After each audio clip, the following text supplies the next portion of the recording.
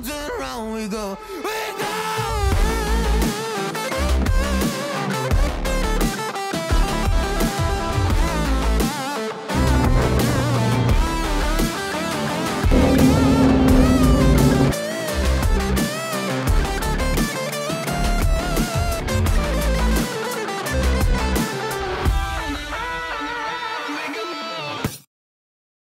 Hello, Neo here and welcome po to today's episode.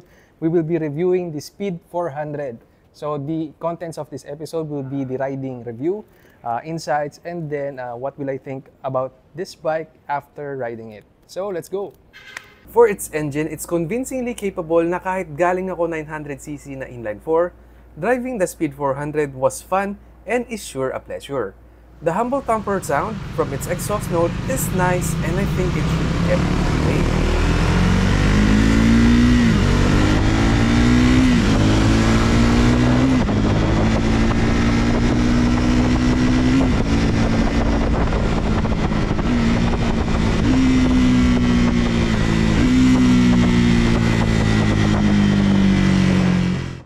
Okay, so here comes the challenge kasi we're going to filter through traffic. And dahil challenging, I can say it's because of the bar and mirrors. It's different. Diba? Ang ano kasi dito, nakatutok siya sa same height ng mga side mirror ng mga kotse. For the steering, sufficient and has wide range of motion wherein you can maneuver through traffic and in tight spaces. Hindi nakakangalay ang kanyang vibrations even at higher RPMs. For comfort, from the whole duration of my ride, hindi ako nakaramdam ng ngalay mula sa riding dahil malambot ang upuan niya. I weighed 75 kilograms and dumaan kami sa Cavitex, kung saan madalas mahangin. I did not feel uneasy na anytime ay matatangay ako ng malakas na hangin. Gas consumption. I was able to get 27 kilometers from traveling from Makati, Cavitex, to Vermosa and back.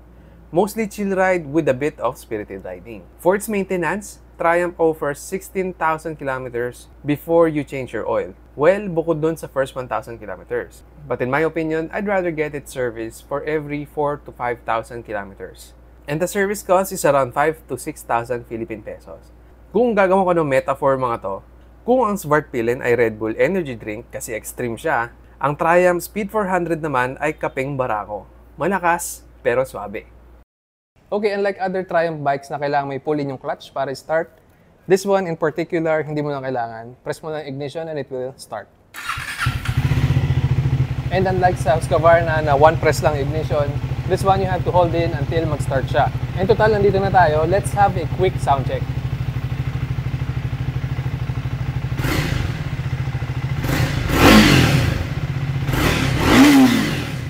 Tsaka yung side stand niya, kasi dati nung bago, yung mga bagong dating yung sa dealership, ang tigas nung side stand. Pero ito, I think, this is a demo bike eh.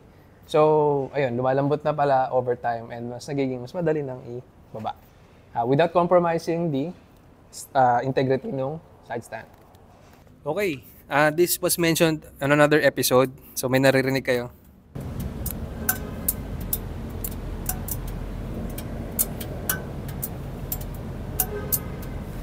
Parang lumalagotok doon sa makina dahil bago pa yung motor, yung bakal, nagko-contract lang yan pabalik kasi nagko-cool down siya. So bumabalik and it's making that sounds.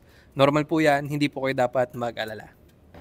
Yung gauge meter niya, pag nagpagas po kayo, don't worry, hindi siya agad mag-update. You need to run a few meters para mabasa nung reader.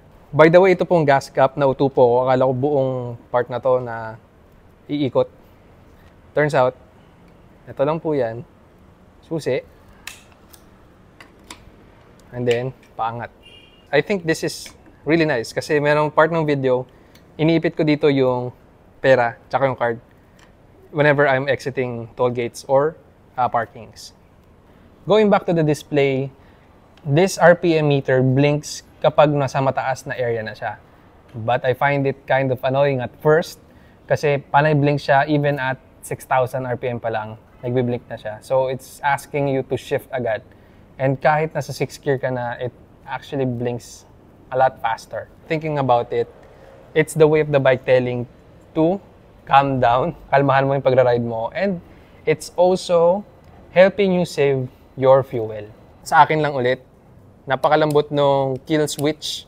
May times or 2 times nangyari sa akin, nakatanggal yung kamay ko and then when I put it back, ayun, nangyari yun. It's either napatay ko siya or nabuksan ko siya accidentally. Kasi ang lambot nga nung kill switch. Binago ng Triumph Speed 400 ang mindset ko when it comes to LED headlights. Kasi pag ang dating sa akin ng LED headlights, kapos lagi yan. Lalo na pagdating ng gabi. This one though, meron kang option to have a stronger headlight. And as you can see here, sa video na to, hindi siya kapos. Unlike other headlights ng bikes. So that's a nice thing to have for this Speed 400. For those asking if possible i-lower yung bike, to what I can see is hindi siya possible kasi yung wala siyang linkage sa suspension. So connected dun sa frame, rekta sa suspension spring, and then diretso na siya sa swing arm. So hindi tulad ng ibang bikes, if kailangan nila ng lowering kit, ang lowering kit is actually yung linkage and mas mababa yung mounting point nun. And then someone pointed out na mahirapan kayo maglinis ng kadena kasi yung exhaust is aligned with the chain.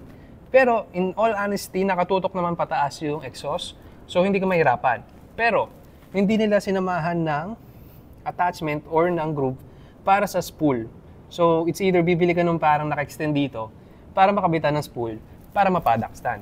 So at the moment, ang pwede mo lang gamitin is yung parang pa-letter L sa mga paddock stand. But it's going to be a bit more challenging kasi mas mahirap yun sungkitin compared dun sa hook type.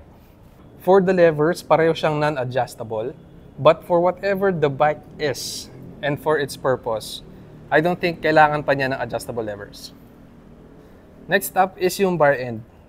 Yung location ng bar end para sa akin is quite challenging kasi sanay ako sa side mirror na nandito na mayroong short stem. So align lang siya dun sa bar end ng aking handlebar. I don't think I'm seeing a lot. Ang ginagawa ko, lumilingon pa ako pagkatapos ko tumingin dito. Okay, this is something very important, lalo na if bibili ka ng brand new na Speed 400. Ang kanyang LCD or kanyang display gauge ay plastic. And I've noticed, bilis magasgasan. So, what I would advise is bili ka na kagad ng screen protector. In that case, in case na magasgasan, at least mapapalitan mo every now and then and it's a lot cheaper. Braking niya, sa front is meron siyang Vibre. This is the sub-brand by Brembo. And then, pinaprovide nila ang brake calipers para sa mga lower displacement bikes. And sometimes, sa mga mas mura na motor. But, hindi mo minamaliit ang ganung preno. For what the bike's power has, sapat ang kanyang preno sa harap. And something I really like is yung kanyang preno sa likod. Hindi tulad ng ibang motor na mahina yung kapit sa likod. This one has actually a nice grip when it comes to rear braking and front braking. So, papakita ko sa inyo kung gaano karami ang pwede mo ilagay sa ilalim ng seat. I know I've showed this to you guys before na wala ka talagang malalagay kundi papeles and some other tools. But, speaking of tools, they made a way to put the tools here. And for some reason, wala yung tools dito. Anyway, dito nakalagay yung tools mo. Meron kang wrench, meron kang Allen wrench, meron kang screwdriver, but right now, I don't know kung nasaan. Anyway, you have those tools or basic maintenance ng iyong motor. Okay, let's jump into conclusion. Maintenance-wise, tipid siya. Yung weight niya magaan. Yung fuel niya marami kang malalagay. Seating ergonomics niya is very comfortable. In reflection to the design of the Speed 400 is the way it's meant to be ridden. Ayun na naman. As I've noticed, yung sa mga kasama ko, they rev at higher RPMs. Samantala ako na very tito-like ang pag-ride at mabagal lang, it's very comfortable. If you ride this like a tito, this will grab a lot of attention. Nag-a-add yun eh. Kung mabagal ang takbo mo, you can give the people appreciating your bike a lot more time. If this will be your first big bike and you're coming from a lower displacement motorcycle, mga tipo 150cc, there's not much a lot of adjustment when it comes to weight. Like additional 60 siguro pagdating sa ganun. Pero you have to manage your power application or yung pag-throttle. Kasi this can be a bit of a surprising bike. Kahit chill lang siya, it can provide power and torque when you need it. The Speed 400 is Triumph's key into welcoming their new market. There are spied photos as well for the upcoming Traxxon 400 which we will soon know more about. So that's it for our episode today. My name is Dio. Maraming salamat po sa inyong panonood. As always, ride safe and see you on the roads. By the way, pag may katanungan kayo about the bike, please leave it down below. Also, you can reach out to Sir Donnie of Triumph BGC. And again, maraming salamat sa Triumph BGC for letting us borrow the bikes. Ciao!